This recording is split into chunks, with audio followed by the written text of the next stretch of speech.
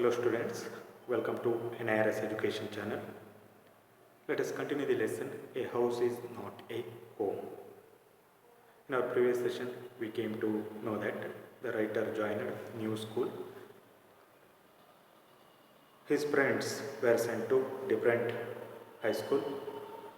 He felt isolated in that school. Everything was strange for him. He met his old teachers.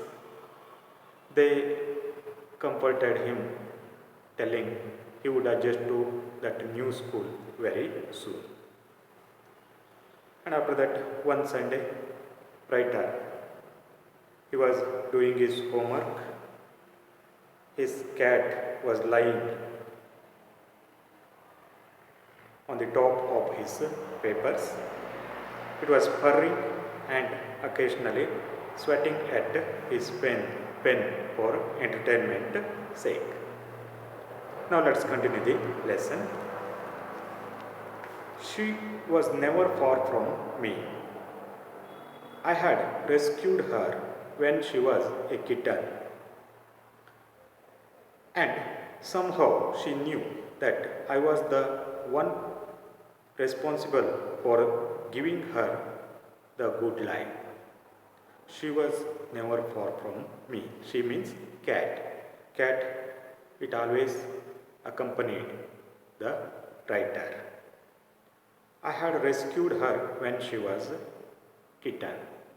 Writer had rescued. Rescued means saved her when she was a kitten. When that cat was kitten, writer saved that kitten. And somehow she knew that I was one responsible for giving her the good life. So the cat knew that the writer was one responsible for giving her the good life, a comfortable life. My mother kept stoking the fire to keep the house nice and warm. And his mother, she kept stoking the fire. Stoking the fire means feeding and tending the fire, or to supply fuel. She was supplying fuel to the fire in order to keep the house nice and warm. Suddenly I smelled something strange.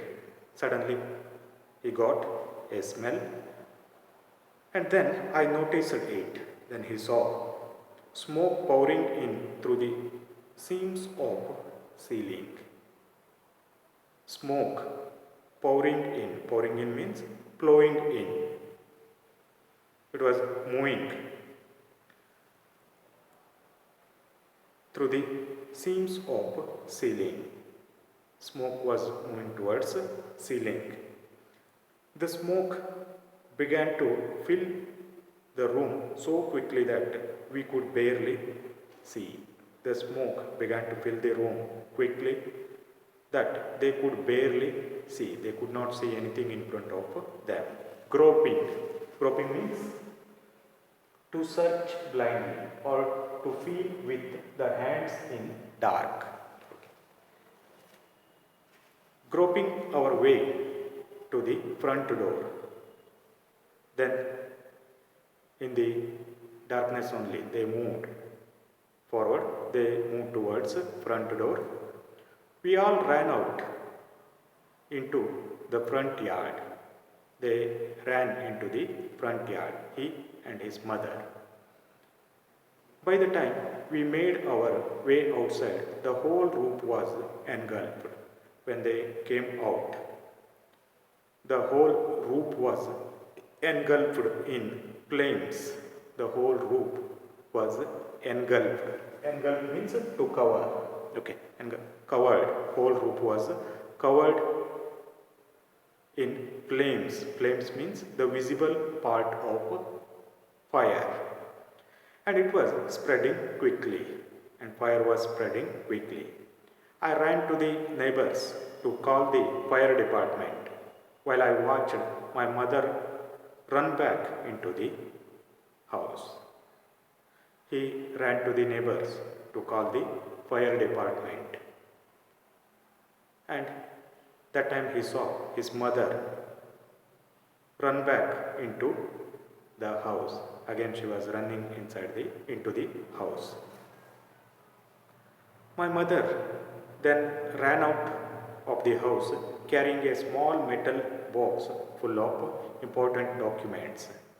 Then he saw his mother ran out of the house carrying a small metal box full of important documents. Very important documents were there in that small metal box. She dropped the case on the lawn and in crazed state ran back into the house. She dropped the case on the lawn and in a crazed manner, in a mad manner, ran back into the house. Again she ran into the house.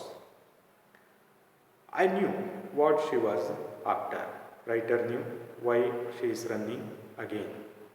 My father had died when I was young, and I was certain that she was not going to let his pictures and letters go in flames.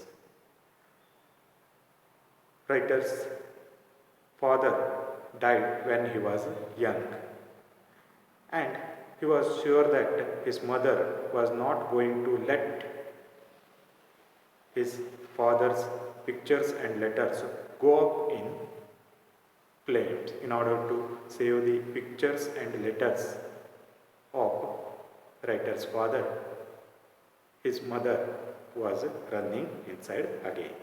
They were the only things that she had to remember him by.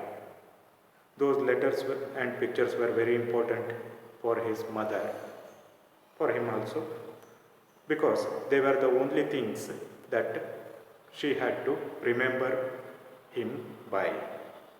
Still, I screamed at her, "Mom, no." When his mother was running inside, he screamed, "Mom, no, you don't go."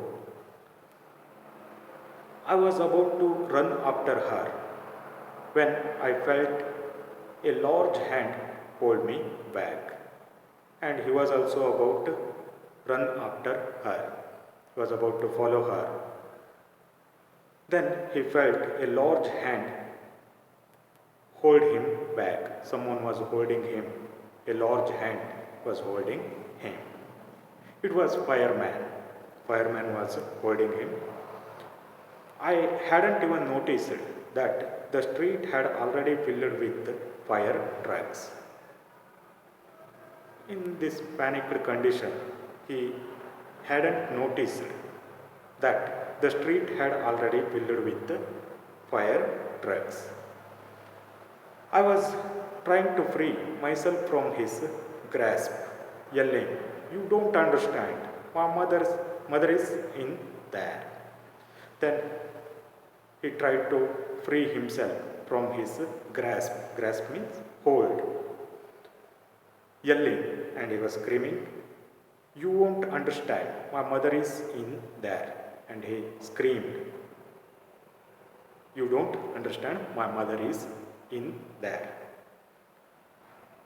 He held on to me while other firefighters ran into the house. But that fireman did not lose his grip.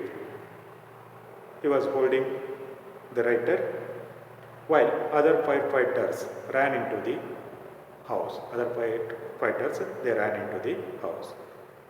He knew that I wasn't acting very logically, and that if he were to let go, I would burn. And that fireman knew that the writer wasn't acting very logically. Logically means reasonably. In a logical manner, he was not acting. And if fireman were to let go, okay, and if he were to let go, I would burn. the writer would burn in fire if fireman had left him to go.